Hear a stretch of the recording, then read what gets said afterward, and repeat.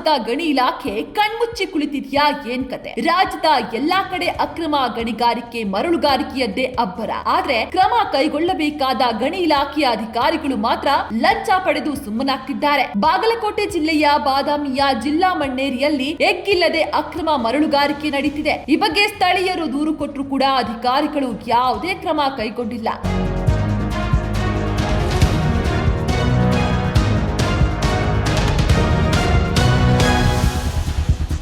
ಬೆಂಗಳೂರಿನಿಂದ ಜಿಲ್ಲಾಡಳಿತಕ್ಕೆ ಕ್ರಮ ವಹಿಸಬೇಕೆಂದು ನೋಟಿಸ್ ಮಾಡಿದ್ರು ಕೂಡ ಜಿಲ್ಲಾಡಳಿತ ಕಣ್ಮುಚ್ಚಿ ಕುಳಿತಿದೆ. ಈ ಬಗ್ಗೆ ವಿಜಯ ಟೈಮ್ಸ್ ತಿಂಗಳ ಹಿಂದಷ್ಟೇ ವರದಿ ಮಾಡಿ ಮರಳುಗಾರಿಕೆ ತಡೆಯುವಂತೆ ಆಗ್ರಹಿಸಿತ್ತು. ಆದ್ರೂ ಕೂಡ ಭ್ರಷ್ಟ ಅಧಿಕಾರಿಗಳು ಕ್ಯಾರಿ ಅಂತ ಇಲ್ಲ. ಒಂದು ವೇಳೆ ಇದೇ ರೀತಿ ಮರಳುಗಾರಿಕೆ ಮುಂದುವರೆದ್ರೆ ಕಠಿಣ ಕ್ರಮ ಎದುರಿಸುವುದಕ್ಕೆ ಸಿದ್ಧರಾಗಿ ಭ್ರಷ್ಟ ಅಧಿಕಾರಿಗಳೇ.